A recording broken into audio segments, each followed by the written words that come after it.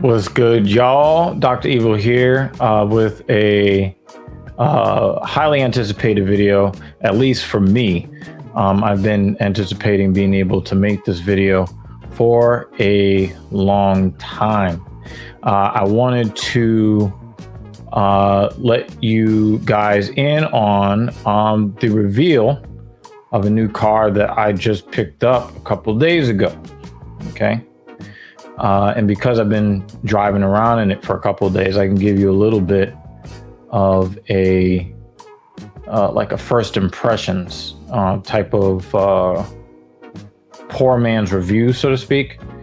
So I guess the best thing to do is to just get into it. All right, y'all. There it is.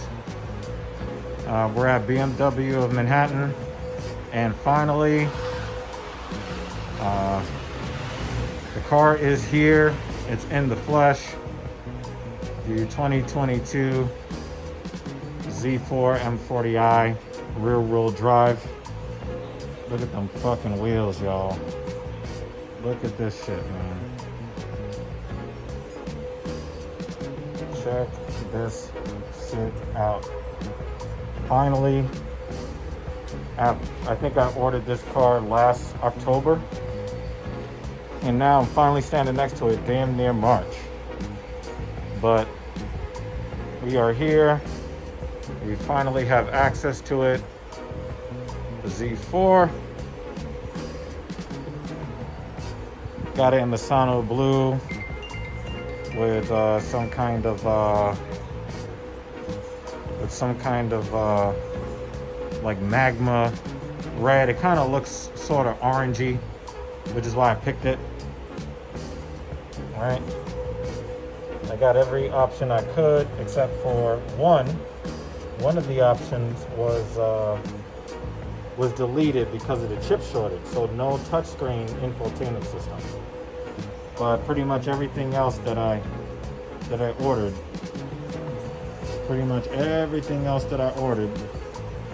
is to specification. So it's a really cool day.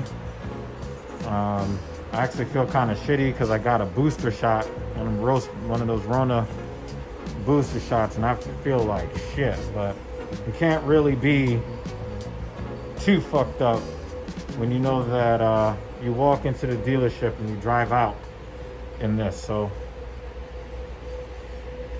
take a look at that right there. So it's a good day. It's a happy day, y'all. Yeah, there it is, y'all. I was finally able to get 2022 Z4 M40i, and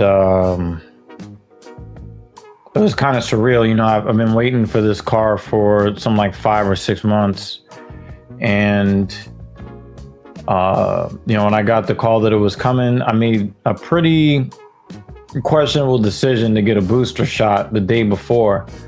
I woke up on Thursday feeling like shit. But you know, went to get it in the middle of the afternoon, and one of the things that struck me is that from all of the review videos that I watched, the car looked to me to be better in person than what I saw in any of the videos or any of the pictures. Another thing that stood out to me is that like the car is so low slung. It makes the car look super wide because it's so short. Like I think the roof like comes up to like my belly button, it seems like. So obviously getting into it can be a little bit of an adventure. But it's not that difficult to get into. It just takes some maneuvering around. I've been driving I got my driver's license about 6.5 years ago or so. And I've only driven SUVs. I had a 2016 BMW X5, and then I moved to the 2018 Mercedes-Benz GLE 350. And then some of you know that I moved on from that last September to the 2021 GLE 450. And now, some months later, I'm adding to that the Z4. So, I've never driven a regular sedan, much less a sports car, so low to the ground. So it is definitely a different experience, and it definitely had me feeling very, very nervous because of the way that I drive. I'm the type of driver where I am able to kind of extrapolate what's likely to happen next because I'm paying attention to what every driver is doing around me, 3 cars ahead of me, 3 cars behind me, and anybody that's in a lane next to me. And so one of the things that I feared was that in a car that is so low that even sedans will appear to be like big ass pickup trucks because of the height difference. It's like, damn, I'm not going to be able to see anything. And some of the reviews that I saw referencing the visibility behind you, you're looking for blind spots or things like that. That wasn't as bad as what I was expecting. The visibility is actually pretty good, even with the roof up. With the roof down, you can literally see everything around you. The hood looks to be very long, and I thought that from the driver's seat that the hood would look super long, but in reality, it really isn't. It's almost like you're sitting in half a car. It's like a go-kart. I've never been in a vehicle that's this powerful, that has the kind of exhaust note that it has. The exhaust note is really nice. So even though like I was still kind of reeling off of the shitty feeling from, the shitty side effects of the booster shot, getting into the car, kind of looking around, it was just, you kind of forget that you're feeling sick. I guess one of the biggest things about it is the attention that it draws. A lot of people look and say it's just a BMW, and you probably would be right. However, that is not the way people were looking at it. The manager of the facility walked over, like he was going to go do something else, and he walked over and he looked at how I spec'd out the vehicle with the way the wheels that I chose, the color of the car that I chose, and then with the seats. He was like, whoa, this is a really great looking car. Everywhere I go, heads turn in this car. It's crazy. Whether I have it in sport mode where the engine is its most rude, or when I have it in comfort mode or Eco Pro mode where it's very gentlemanly. No matter what, it's turning heads. I remember I pulled up to I was going to make a left-hand turn, and I'm looking out for the bicyclist, and the bicyclist is like about to ride by me, and he stops to tell me like how cool the car is. I just had like people like giving me the thumbs up. I had a cab driver like pull up alongside me. Like, cab drivers are like the most ornery people, and they're not very well liked for a variety of reasons here in New York City. But even he stopped me and was like, yo, that is a... And I'm like, whoa, like, I don't know. There's really no car like it here up here in the Northeast. Very rarely will you see a Porsche Boxster. You will see a lot of 911s. You'll see an occasional Cayman. But there really is no real car in this region like it. I've never actually seen a G29 era Z4, and I've only seen a Z3 once, and that car looked to be like 20 something years old. The closest thing that I saw that was similar to it was the Toyota Supra, which shares its underpinnings. They're like kissing cousins, for the lack of a better term. Since the same company builds the car, they just kind of put their own spin on it. It has its own interior, which is far behind the interior of the BMW, and it's a hard top. So because of, it was like 64 degrees when I picked it up, when it's been mostly in the 20s here, I was able to pick it up and drive it out with the top down. And there really is nothing like it. The handling of the vehicle, I've never driven a car that handles the way it does. So even looks aside, the looks get the attention of other BMW drivers. Other BMW people are looking at it like, well, why didn't I get that? Why did I get this M3? I mean, there's a reason why you should get the M3, but they were looking at it like, shit, Z4s look like that?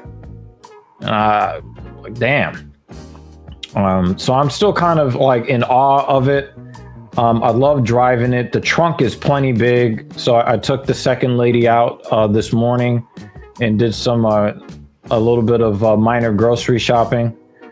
I don't know, like damn. It really is a joy to sit in. It's a joy to drive. I will also say that it does have some characteristics that you would not expect of a convertible. The cabin heats up very, very quickly.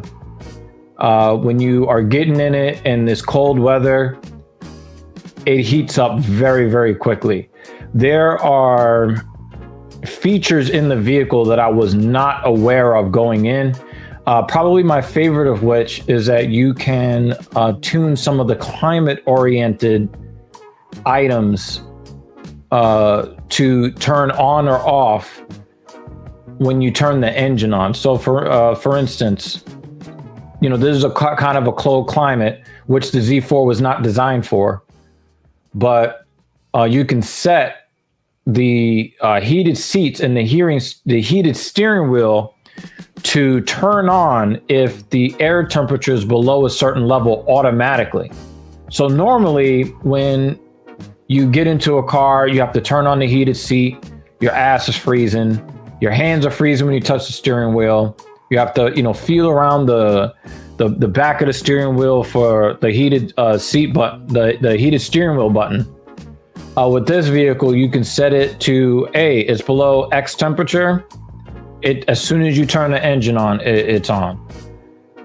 There are a lot of really cool features that I was not really expecting, but there are a couple of drawbacks too.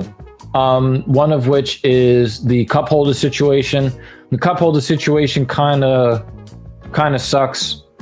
The passenger cannot rest their left elbow on it when there's a drink there, because because the cup holders are in the center console. So that's not so great. And you did hear me mention it in the video, because of the chip shortage, the touchscreen on the infotainment system is missing. I don't know if it's something that they can fit in later when the parts shortage kind of subsides. I don't know if they can go back in there and fix it. Even for a fee, I'd be willing to have them fix it. But there are also some things, because I'm definitely going to compare the vehicle to my Mercedes-Benz, and there are some things like the heads-up display and the information that it displays on there is definitely more granular. It's definitely more granular than the Mercedes-Benz. Another thing too that I think is an improvement over the old BMW that I had and both of the Mercedes that I've driven is when you put an address into the navigation. Normally the infotainment system would just make decisions for you and just change your route.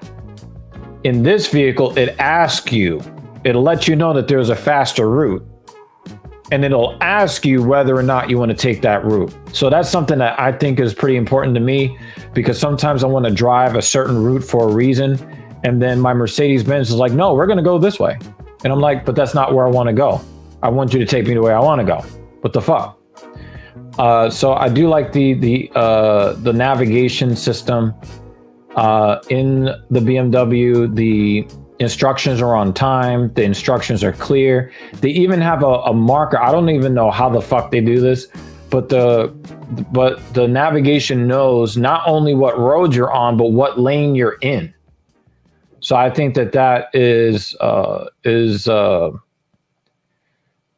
mildly concerning, but it's still pretty cool. It's concerning in the, the Eric Snowden, why is the NSA, spying on us domestically kind of way. Like, how the fuck do you know what lane I'm in? What the fuck?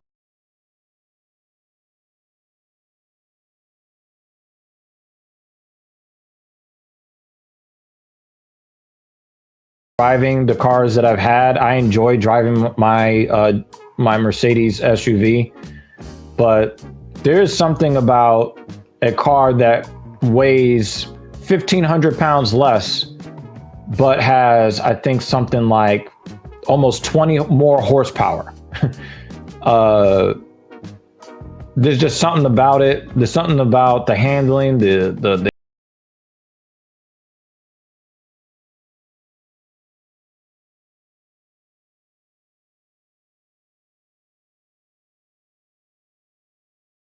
This spring is going to be pretty cool. You guys are going to be seeing me do a lot more of those Genius Take the Wheel videos in that car.